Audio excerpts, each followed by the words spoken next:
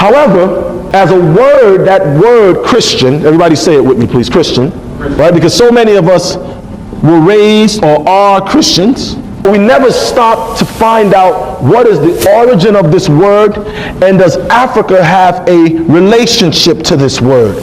And words are important. Words have to be important because I learned as a little boy, and I'm sure you all in this room today as young ladies or ladies and gentlemen, at some points in your life you learned that words were important. If it was in church, we learned in the beginning was the word, right? John chapter 1. If it's in school, you learn reading, writing, and arithmetic, person, places, and thing, me, myself, and I, nouns, adverbs, adjectives, verbs, etc. You learn words.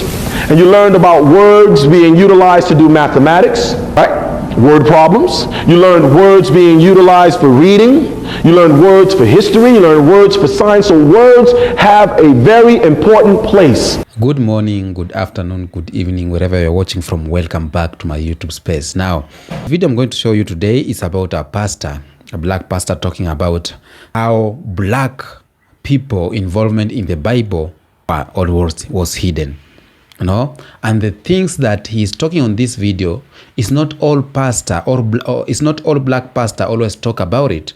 There's a lot of things we don't know about us as black people and the Bible, but because we always take a Bible as a thing of white supremacy.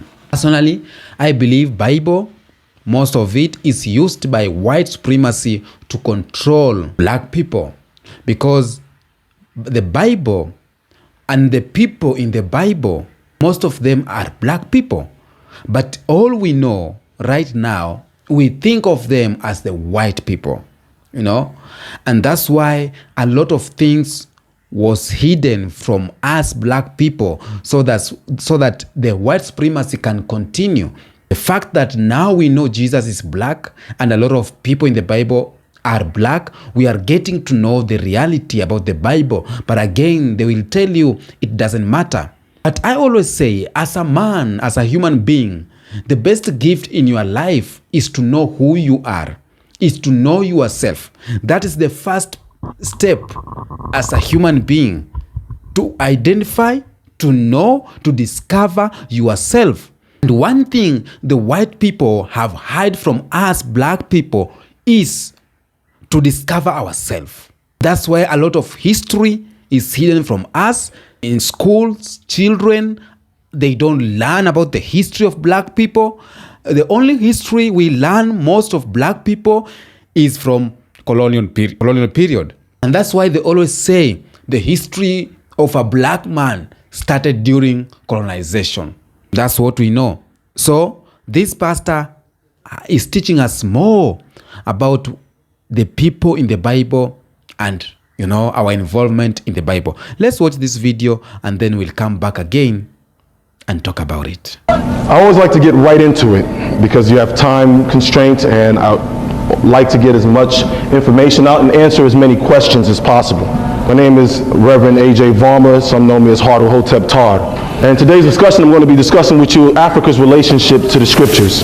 The reason we chose this topic is because you have a difference or a split amongst the conscious movements or amongst the various churches as to, when I say the scriptures, specifically the Bible, and in many instances the Quran as well, where do we as so-called Nubians, those of us from Latin America, the Caribbean, here in North America, parts of Europe, and the African continent, where do we find our place in the scriptures?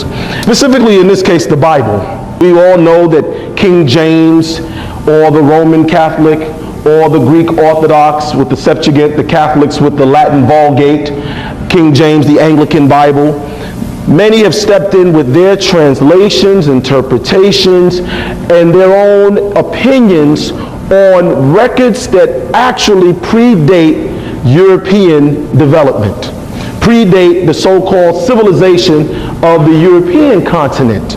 And they make it seem that we as Nubian people, Nubian Melaninite, or Africans, or Latino, or Caribbean, or whatever we call ourselves today, as if we were converts to what's now being called Judaism, or what's now being called Christianity, or in some cases, what's now being called Islam. So today we're going to go into the scriptures to see this Bible, as we hold it today, the King James Version or translation, does it in the English as well as specifically in the Hebrew, does it in fact show or mention we as a people, as Melaninite people, having an existence and a direct influence on this book or these books or these scriptures or these religions and opinions? I say that because when I talk to our brothers and sisters in the consciousness movements and I say I'm a true Christian, and we say that in that particular way, true Christian. We say that because we want to make sure that it's a difference between just saying I am a Christian and I am a true Christian. And when I say a true Christian, we use the word Christian. You're going to hear some words today, and we're going to define, and then we're going to show you these words in the Bible. If you have a pen and paper, we do ask that you please take it out, take notes, ask questions. Christian, say that word for us, everybody. Now, this word, we were taught that when I went to church as a boy, I went to Catholic school, St. Raymond's in the Bronx in New York, and then while there, I was taught that Christian as a word was something that the disciples of an individual that the world has come to call Christ, they were called in a place called Antioch, according to the books of Acts. That the disciples went to this place called Antioch, and when they got to Antioch, which is at the time in a place called Syria today, okay? And when they got there, the people there who were worshiping Syrian gods and certain Syrian doctrines, like the Sabian teachings, referred to them out of disrespect as Christian. And that word comes from the Greek Christos, and it means refuse, R-E-F-U-S-E, to refuse, or something refuse, something you throw away, something to be discarded, something to not be appreciated. However, as a word, that word Christian, everybody say it with me please, Christian, right? Because so many of us were raised or are Christians. We never stop to find out what is the origin of this word, and does Africa have a relationship to this word? And words are important. Words have to be important because I learned as a little boy, and I'm sure you all in this room today as young ladies or ladies and gentlemen, at some points in your life you learned that words were important. If it was in church, we learned in the beginning was the word, right? John chapter 1. If it's in school, you learn reading, writing, and arithmetic, person, places, and thing, me, myself, and I, nouns, adverbs, adjectives, verbs, etc. You learn words. And you learned about words being utilized to do mathematics, right? Word problems. You learned words being utilized for reading. You learned words for history. You learned words for science. So words have a very important place. Now, this word in the Greek, they use the word logos. Logos. Everyone say that word. Logos. From where you get the word logic. Thinking, things, the mind, how the mind perceives a thing. Because everything that we learn, everything that we encounter is based on perception. If I'm a Muslim, my perception is to eat pork is bad and to eat cow is good. Beef, right? If I'm a Hindu, my perception is to eat cow is bad and to eat pork is good. If I'm a scientist, I check out the pathogens and the microbes and the bacteria in both and make another decision. So perception, how we perceive things. Now, this word Christian, because we're talking about words with Africa's relationships to the scriptures, the root of this word Christian is the word Christ. Now, we learn in our church, whether we're Baptist, Lutheran, Episcopalian, Methodist, Seventh-day Adventist, Jehovah's Witness, there's so many, right? Regardless of what church we come from, we learned that Christ, we were taught that Christ means what? Anyone? Take a guess. Savior? Anybody else have another one they learned? Anointed, Son of God, any other things? Now, if we look in our Bible in the book of John, chapter 1, and I'll try to write the quotes as we mention them. John chapter 1, verse 41, and please excuse me for having to turn back to you. In John chapter 1, verse 41, we read that he first findeth his own brother, and this is speaking about Andrew. Andrew's supposed to be one of the disciples of Christ. It says, Andrew first findeth his own brother, Simon Peter, and says to him, we have found the Messiah, which is being interpreted the Christ. This is in the King James Version. I have a Bible. If you need to see it, I'll pass it to you. Which is being interpreted the Christ. So this name Christ, by that quote, John chapter 1 verse 41, is it his name or is it an interpretation? It's an interpretation. Now, of course, you say, well, Rev, why is that so important? It doesn't matter. In the beginning was the, and the Word was with, and the Word was. That's the way it's translated, right? So it's important. Because I want to now ask the question, well, who, what, when, I, and how, who was interpreting this name, Christ? Was it the disciples? Couldn't have been, because he just said, we have found the Messiah, which is being interpreted the Christ. So the disciples, being of the house of Judah and the house of Reuben, or the house of Benjamin, or the original Israel, and I didn't say Israeli. I'm going to show you in the Bible where they're both in there. See, because somewhere along the line, we as Africans of the diaspora don't understand that words and logos and language is important. So we think when we hear Israeli, say Israeli, and we hear Israel, we think we're talking about the same thing. We think when we say Ishmaeli, say Ishmaeli, and Ishmael, we think we're talking about the same thing. We think when we say Midiani, and Mitanni, that we're talking about the same thing, but history, his history, says, no, we're not.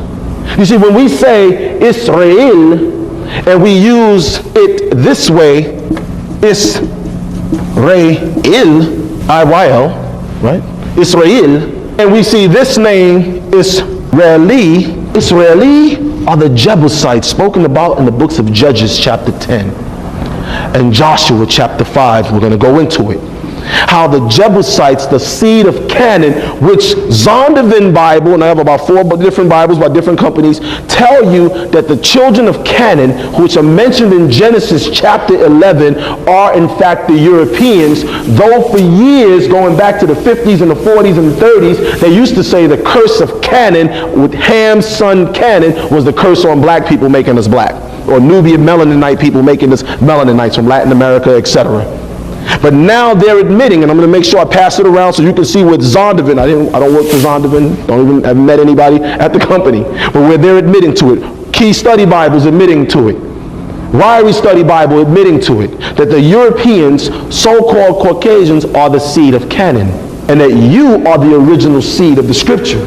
And they understood the words because these were the Greeks who were mistranslating, misinterpreting, and reformulating the books of the Bible. Very word Bible. They understood the word Bible as being biblos in the Greek. And they said biblos papyri.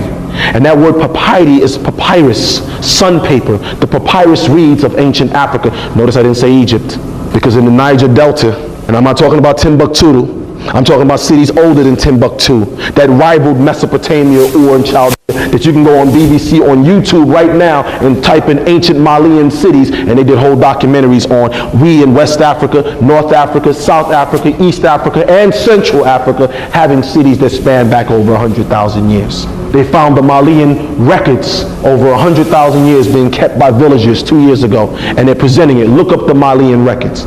Back to the point. When you say Christ, and we'll get into Israeli and Israel in a minute.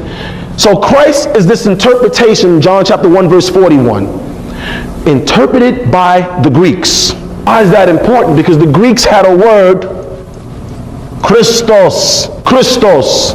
Say that word. And when they said Christos, they were not talking about the Messiah. That's described in Revelations chapter 1 as having hair like lamb's wool and feet like burnt brass. Because that individual with burnt brass feet, now, I'm not the best of cooks, but I do know that something that's burnt is normally dark.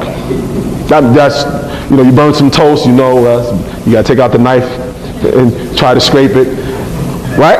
Okay, don't act like I'm the only poor person in the house. We've all done that before, right? Okay. So, when you hear Christ, Christos, there is a difference between Christos and Christ. People say, well, I've never heard of this word, Kadesh. Well, in the Hebrew, every year, living here in the West, there's a holiday that comes up called Rosh Hashanah. Anybody ever heard of it? You have to, because it's always on the news. You don't know what it is. It comes on TV. It says it's Yom Kippur, it's Rosh Hashanah, it's Passover. You heard about Passover. Remember Moses' 10 Commandments, Horse and Heston, the river parted, they walked through it. But this word Rosh Hashanah, or Rosh Hashanah, they say means the head, Rosh, or Rais in Arabic. They put this here. And it means the head, a person's head, Rosh. Our Rastafarian brother said, Haile Selassie Rastafari. The head, Tafari. So this word Rast has always been there. And this word Ka in ancient Tamaré, it means the spirit or the personality of a people. Consciousness, we say the Christ consciousness. Because we know that the real Kadesh, the true and living Messiah, I say Messiah because we just learned that Christ is a what? Interpretation. Living Messiah says he will come amongst the people. Not as an individual, but by being a what? A consciousness, not a spirit. Personality, a consciousness. I stand at the door of your heart and I knock. That's what the scripture says, right? Why do they use the heart? Because the heart is the seat of what? Emotions. Your emotions have it's a direct reflection of your personality. How you respond to something. Your reactions to things are how you think. How you see things as right or wrong is based off of your perception of those things, correct? So this word Christ, somebody was bringing it in. And they knew when they were bringing it in that there was already a Kadesh. People say, well, how do you know that? Well, because I was taught and I was shown as a little boy at St. Raymond's Elementary School in the Bronx for 8 years of my life in that Bible that when this individual they're calling Jesus was a baby and his life was endangered, an angel came and said, Mary, Joseph, take the child and go to Egypt. The last time I checked, Egypt is in Africa. And I have to step back and say, well, 2,000 years ago, or 2011 years ago, or almost 2012 years ago, right? What did Egypt look like? Type of people, what was the facial features? Well, thank goodness to Google. I can go on Google, click on Google Images, and just type in ancient Egyptians. And I see all the faces in this room. I see all the complexions in this room, from caramel beige to turquoise green to purple, blue, black to whatever, because that's all of us in here. But I'm saying that for a reason, because if this little baby was going to hide, if right now you came and say, yo, Rev, there's some people looking for you, they want to kill you. We're going to take you and hide you in Sweden. How well would I do hiding in Sweden? Would I be able to, hide in Sweden? You think I can get away with it? No. So of all the places, right, this angel that came to Joseph, they could have said, take him and go to Mesopotamia. Take him and go to Ur. Take him and go to Chaldea. Take him and go to China. Take him and go to, because these were places, India, the land of Hind. These were places that existed 2,000 years ago. Alexander, the Greeks were engaging in warfare, trying to conquer these lands. India is mentioned in the books of Esther. So India was already there, because Esther, King Ahasuerus, was ruling all the way, his kingdom stretched all the way to India, the Persian Empire. So this little baby was going to hide in Africa amongst African people. So he must have looked like an African. And he spent 12 to 13, depending on who we ask, years of his life in Africa. Well, I was born in Africa, was raised here in New York, and we know that Africa, like here, there are laws for schooling. Every African village has schooling. Ancient times, they may not be teaching see, spot, run, but they were teaching things that were pertinent to the survival of their children in that village, amongst that tribe, clan, family, etc. True? So what was this little baby learning for 12 or 13 years in Africa? What did you and I learn in school here in America? What type of history did we learn? American history. What type of religion did we learn? Americans' interpretation of religion. What type of science did we learn? America's, because if I go to China, what the children in China are learning as far as science differs. I lived in London for almost 2 years. What the children in London learn as far as their science classes differs, because different textbooks by different companies have different results on the minds of the children. So this individual, this baby, is in Africa learning for 12 or 13 years African education, the African Board of Education, and then came back, according to what's written, to Jerusalem, and was teaching and speaking something that the Pharisees, the Sadducees, the Romans felt threatened by in Jerusalem. Everything I'm saying, I'm going to give you the quotes in a minute. I'm just touching on it. Where in Jerusalem the Jebusites did rule. And the children of Israel, the Nubian Melaninites, could not push them out. And this is why Seti David, or David, Seti David, and I say Seti because David's kingdom, Judea, was built in the south. The name Seti means southern one. His title, like king, ruler, was Seti. His name was David. And they built their kingdom south, which was going down the Nile. We're going to get into that. So, we have Christians, say that for us. We have Christ. We have Christos. We also have the Hindu, because the Hindus had their interpretation, because remember, back in Esther chapter 1, King Ahasuerus, also known as King Xerxes, his empire stretched as far as India, so India's influence is also in the King James, Zondervan, and everybody else's interpretations of the Bible. But when we go amongst the Hindus, they have Krishna.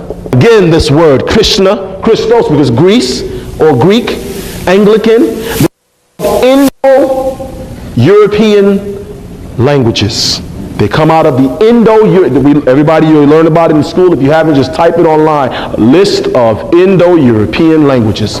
The very word in English, father, comes from the Greek Peter, which comes from the Hindi or Sanskrit, Peter. Welcome back.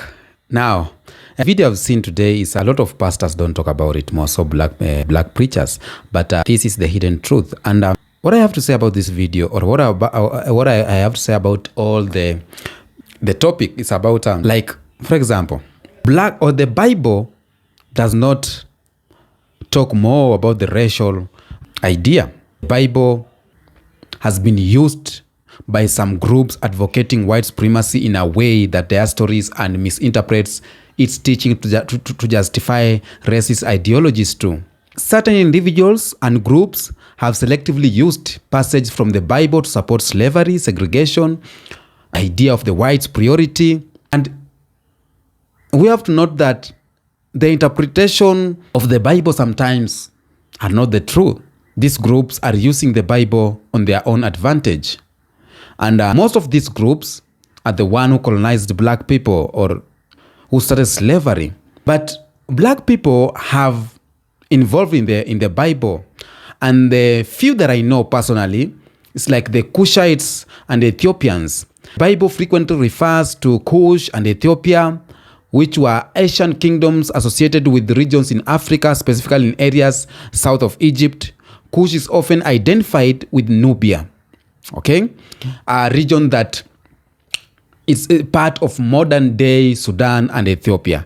Cush are mentioned in the Genesis 10:6-7, and they are listed, or Cush is listed as one of the sons of Ham, who was the one of Noah's son. And again, this group have used this son of Noah to say that he was cursed, and that's to show Africans or black people are cursed people. And again, we have Moses, Ethiopian's wife. In Numbers 12:1, Moses, a central figure in the Bible, married a woman described as a Cushite, often interpreted as Ethiopian. This indicates the presence of significance of Africans peoples in the Bible. But again, I may say even Moses, maybe he was a black person.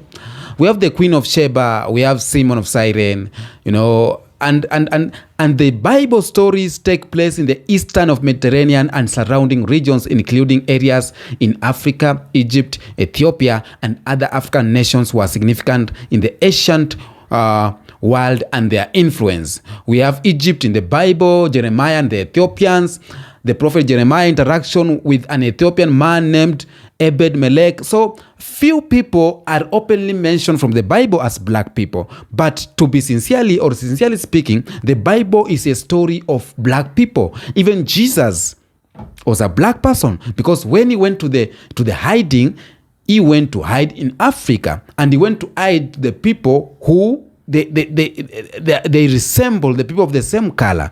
Now, we have talked about the black Jesus. We don't want to talk about that today.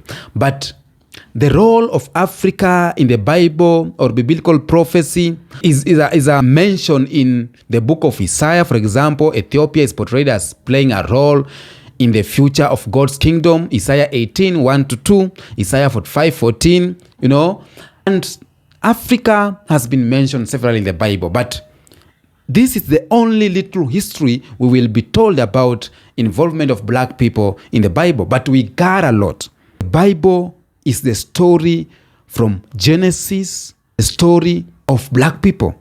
Personally, I always believe the story that is in the Revelation, it reflects the story of the whites. Because in the Bible you are being told at the end days will come person with horns, people will do this and this, the beasts, and all these things are coming from the whites.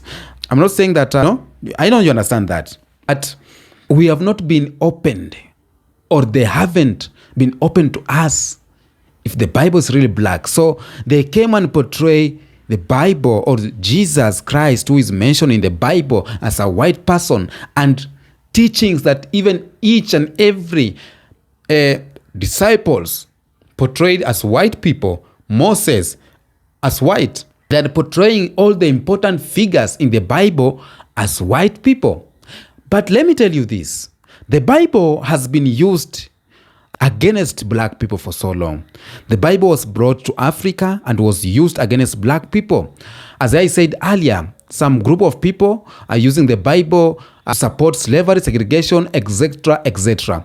And one of the things that have been used against black people is the misuse of curse of Ham. In Genesis 9, 20, 27, one of the most well-known ways the Bible has been misused to justify white supremacy is through the story of Noah and his sons. In Genesis 9, after Noah and his family survive the flood, Noah curses the descendants of Ham, who is one of his sons. Now, because of the incident involving the Ham's behaviors towards his father, this curse has historically been misinterpreted to suggest that Ham descendants often associated with African people and were marked as inferior. False link of African slavery with the Bible. Some white supremacist ideology have falsely claimed that the curse of Ham justified the enslavement of black people. They urge that since Ham descendants were thought to be cursed, they were destined to be slaves, which aligned with the institution of African slavery. So they are using the Bible in that way to make sure as Africans we see ourselves as slaves, and there's a scripture that's showing that slaves, you must respect your masters. So as black people, we have to respect our master. That's what they say. The Bible does not say that Ham descendants were specifically cursed with black skins or slavery. In fact, the curse is directed at Canaan, one of the Ham's sons, and it does not make any specific reference to race. And this is where we see that they are using this Bible or misuse of this Bible to misuse of the curse of Ham to make it look that the only Africans who are mentioned in the Bible are slaves. The Bible too is used in many ways, like the selective interpretation of it's called what? Submission and obedience. Some white supremacist has selectively interpreted various passages in the Bible that emphasize obedience, submissions, or hierarchy to justify social and racial inequalities. For instance, in Ephesians 6:5, slaves, obey your earthly masters. 1 Peter 2:18, slaves, submit to your masters with all respect. In both cases, I get it like this is just an interpretation, wrongly interpreted. And that's why a lot of people right now, most of them, they when you think and think and think, you think a Bible as just a story that was written to make sure that black people maintain the submission and maintain the obligation or maintain the, obedience to the white people. Now, Jesus' teaching about love and equality, white supremacy groups have also misused and ignored key teachings of Jesus, who preached love, equality, and justice for all people. The parable of the Good Samaritan in Luke 10:25-37, Jesus used this story to challenge racial prejudice and divisions. The Samaritan, a person from a group despised by Jew at the time, is portrayed as a hero, demonstrating the importance of loving one neighbors regardless of ethnicity. White supremacy ideology contradicts this message of universal love and inclusion. And that's where I understand that some groups of people, they don't mean well by using the Bible. As far as we know, the Bible is a tool to unite us, but they use this tool to divide us. And that's why they have a lot of hidden agenda, or they have hid a lot of history or black people history in the Bible. The only thing we know from the Bible, when we read the Bible, we only think of white people, because all these teachings has been out here to show that the white people are only found, or they only found in the Bible, or the people who are only found in the Bible are the white people. And the people who are found in the Bible who are black are the one who are cast, the Ham nation. So there is a lot of misinterpretation, and that's why we are looking forward for the black pastors or black preachers to teach us about what we don't know in the Bible, because we have historical examples of biblical misuse, American slavery. During the period of slavery in the United States, many slaves owners and supporters of slavery used the Bible to justify the enslavement of African people. Apartheid in South Africa was sponsored by the Bible, and a lot of things. So I get it that the white supremacists have hide a lot of things from us, to make sure that we don't know the truth of the Bible, to make sure that we don't know that they have used the Bible against us. Okay, as far as we know right now, we are reading, researching, and know, but they have not come out openly to say that, okay, the Bible does not mean the way it meant. So we have a lot to know. We have a lot. So tell me what you think on the comment section about that topic. It's very sensitive. I've just speak my mind because I'm just a young boy trying to know myself and discovering myself. So you can teach me more on the comment section. Until next episode, peace out.